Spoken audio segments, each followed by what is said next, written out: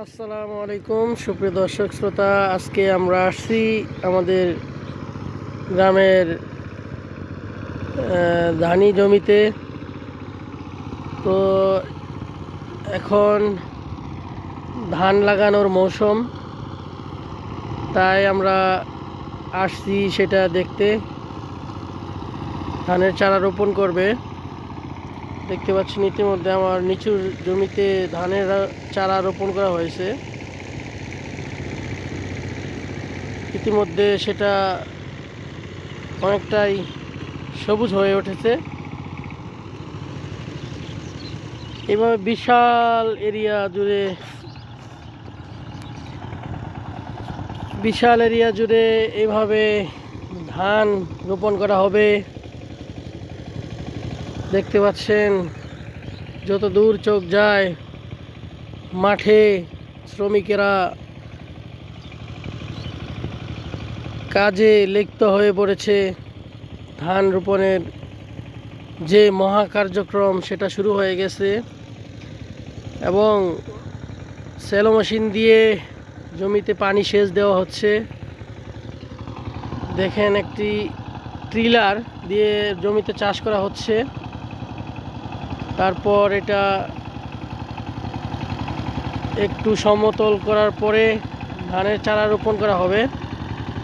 দেখতে পাচ্ছেন বন্ধুরা, আমরা এই জমিতে টিলার দিয়ে চাষ করে জমিটা সমান করতেছি।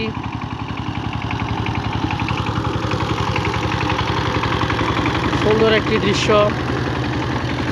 এই যে মই দিয়ে সমান করা হচ্ছে জমিটাকে, একদিকের উঁচু মাটিটাকে সমতল করা হচ্ছে। তো দেখতে পাচ্ছেন ওই যে দূরে সেলো মেশিন দিয়ে পানি দেওয়া হচ্ছে। সেই পানি ড্রেন ব্যবস্থা করে এই জমিতে আনা হচ্ছে। জমি ভিজিয়ে মাটি নরম করার পর এইভাবে চাষ করে টিলার দিয়ে হাল চাষ করে সেটা জমি উর্বর করে তোলা হচ্ছে এবং উঁচু যে জমি অংশ বিশেষ সেইটা সমতল করা হচ্ছে। দেখেন এই যে মই দিয়ে কিভাবে সমান করতেছে, দেখতে পাচ্ছেন প্রিয় দর্শক। সুন্দর একটি দৃশ্য। গ্রামীণ যে পরিবেশের সৌন্দর্য এবং কার্যক্রম ব্যস্ততা সেটা শুরু হয়ে গেছে ইতিমধ্যে। দেখতে পাচ্ছেন প্রিয় দর্শক। চলুন আপনাদেরকে আর কিছুক্ষণ আমি এই কার্যক্রমের অংশবিশেষ দেখাবো। আজকে এই জন্যই একটি ব্লগ তৈরি করতেছি আপনাদের এক্সপিরিয়েন্স নেওয়ার জন্য। দেখেন বন্ধুরা, এই তো প্রায় শেষের দিকে। তারপর এই জমিটাকে এইভাবে ধানের চারা রোপণ করা হবে। সবুজে পুরো জমিটা সবুজায়ন করা হবে সবুজ ধানের চারা দিয়ে। আর ওই যে দেখতে পাচ্ছেন মাঝখানে মাঝখানে লাঠির উপরে কাগজ বেঁধে দেওয়া হয়েছে, পলি ব্যাগ, যাতে করে বাতাসের হাওয়াতে ওই কাগজগুলা শব্দ হয় এবং পাখিরা জমিতে এসে কোনো রকম ফসলের ক্ষতি না করতে পারে। সেই আওয়াজ শুনে তারা আর জমিতে নামার মতো সাহস করে না। তাই এটা সুন্দর একটি ব্যবস্থা।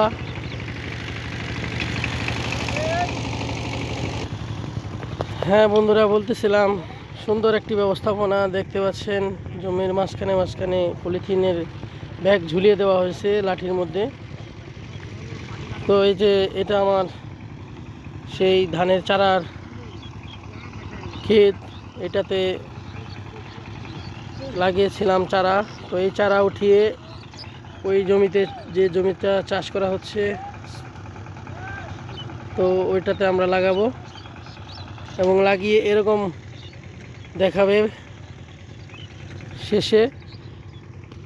তো আপনারা সবাই দোয়া করবেন আমার জমির জন্য এবং আমার জন্য, যাতে করে আল্লাহ পাকের মেহেরবানিতে ফসলের অনেকটা ভালো ফলন পাই।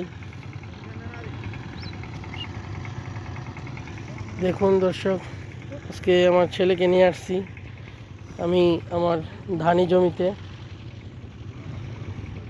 ছেলেকে দেখানোর উদ্দেশ্যে এবং চেনানোর উদ্দেশ্যে নিয়ে আসছি।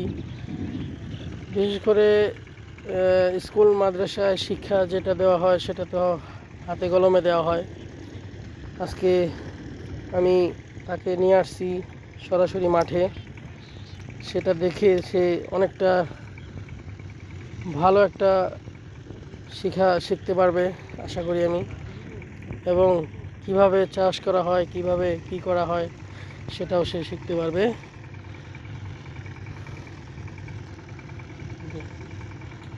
তো দেখতে পাচ্ছেন শেষ হলো আমাদের চাষ, ট্রাক্টর দিয়ে চাষ করা শেষ হলো। এখন একটু পরে শ্রমিক ভাইয়েরা লেগে যাবে কর্মব্যস্ততায় সেই ধানের চারা লাগানোর জন্য। তাদের জন্য আমি সকালবেলায় খাবার নিয়ে আসছিলাম, তারা খাবার খাচ্ছে। খাবার শেষ করে তারা লেগে যাবে সেই ধানের চারা রোপণ করার জন্য।